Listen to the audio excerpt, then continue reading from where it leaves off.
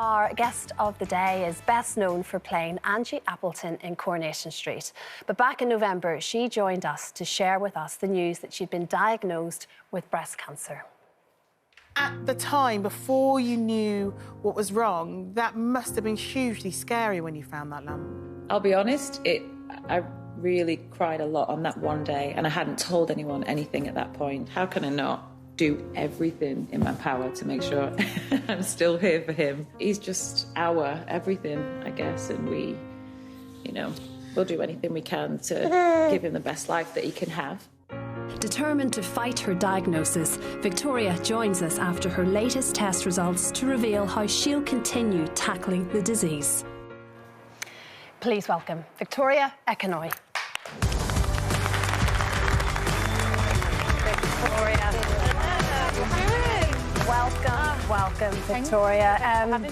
It's so great to have you, and it's great to have you actually in the studio. I know. It's just lovely. It's been quite a few weeks for you, for all of your family, in fact, Victoria. It was the 17th of December you went into hospital, double mastectomy.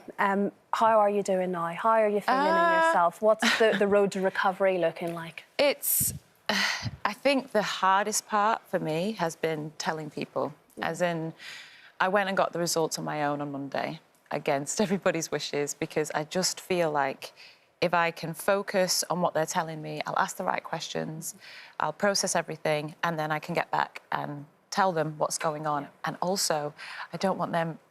I know that if my mum, for instance, was sat with me, I'll just be worrying about how she's feeling when she hears the news, and I can't bear the thought of that. So I went on my own, and when I came out, I kind of just took a breather in the car, and I mean, you can't predict any of these things. I guess you just get the information, and then you see what best you can make out of it. It's not really a lot of it under our control, so I just feel like onwards and upwards, whatever happens. Sorry to interrupt, but do you now have to decide, along with your oncologist, your doctor, about what treatment you're going to have? And is that a kind of an awful limbo period? Yeah, it's the waiting. The waiting's really been the hardest bit, especially for my family. I guess constantly worrying about me. So we're at the point now where we have to make a decision, once I've spoken to the oncologist, whether or not chemotherapy is the best option. Because ultimately, as people know, the side effects of chemotherapy and the long-term effects on your life that it can have it can be quite debilitating. And we have Theo, he's one, he's incredible.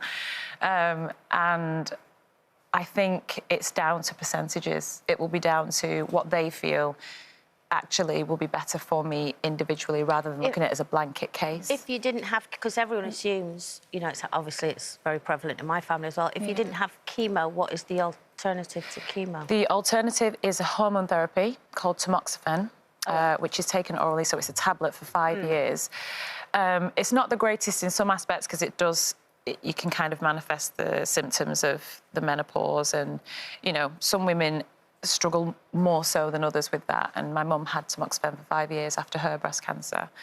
But it's more tolerable than chemotherapy, and it's not going to have that, forever effect, which is what we're trying to avoid. For me, again, it'll be down to percentages. If it turns out that the percentage of...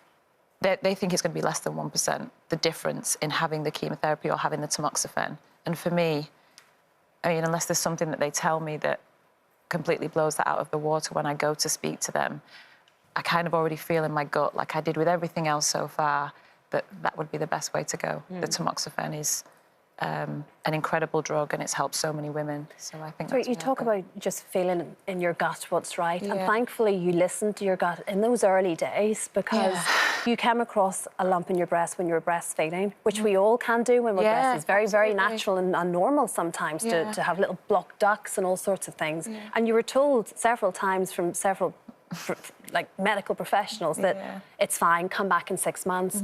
But you knew in your gut there was something else there. Yeah, I think it's two things. One, because that's the lump there. Sorry, Victoria, interrupting you. So it was actually it was quite visible. You can see it, and the reason why it's so prominent is because when my breast was full with milk, because I was still breastfeeding, it would just kind of protrude out of the skin. So I could see it, my partner could see it, and it's quite alarming. And again, you think of all these breastfeeding women, there's so many changes in your body that you're trying to you know, and then also trying to keep the baby alive through sleep deprivation.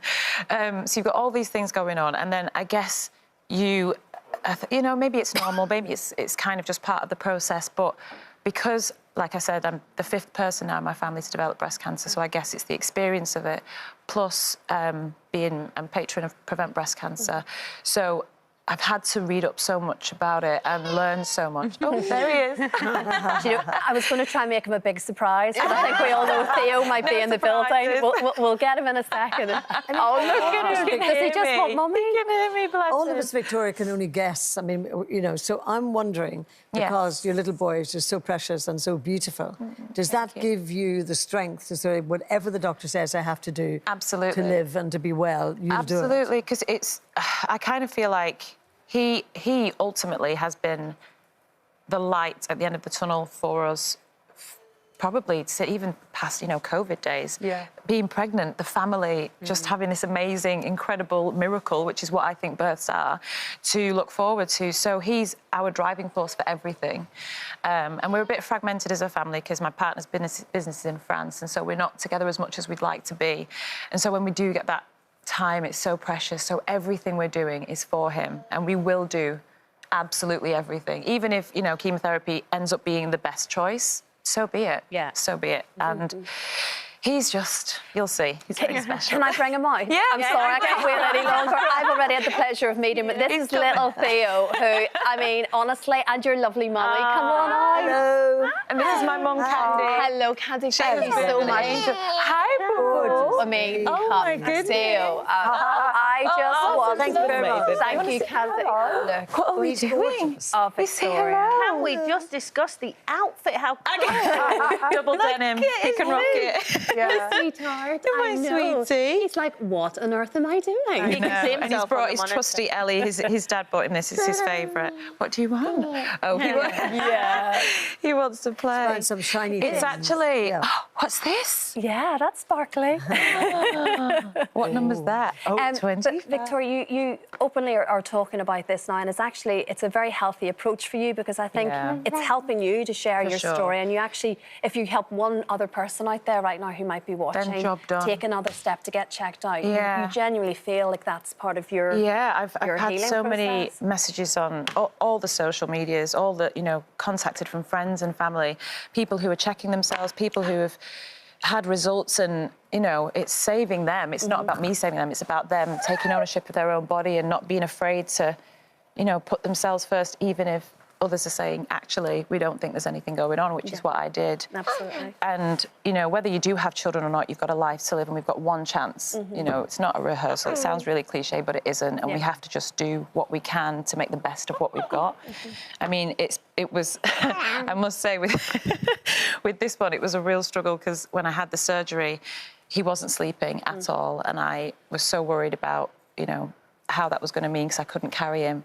But we've had so much help, and an amazing, amazing woman called Amanda. She does this amazing help. It's called Through the Eyes of a Parent, and she's helped us with his sleep and with his food, and he sleeps 11 hours through the night. I was like, oh my goodness. Well, Victoria, Wow. you look Amazing. wonderful. We're so pleased you came back to talk to us, and please continue to do so. I will, because if you'll have me. It's wonderful. It's wonderful. You're going to come back? Theo, you see just the made my ladies. day, darling. I just want the biggest cuddle. If I could, I would right now, Absolutely. honestly. I really do. Thank you so much, Oh, what's Victoria. And that? honestly, we'll Thank be you. with Well you done, every step of the Victoria. way. We really will. Thank And you. by the way, you look gorgeous. Oh, Yeah, thank really you. do. So do you. So do you, girls. If you've been affected by anything that Victoria has just shared with us today, there are helplines available. There are lots of details on our website at itv.com.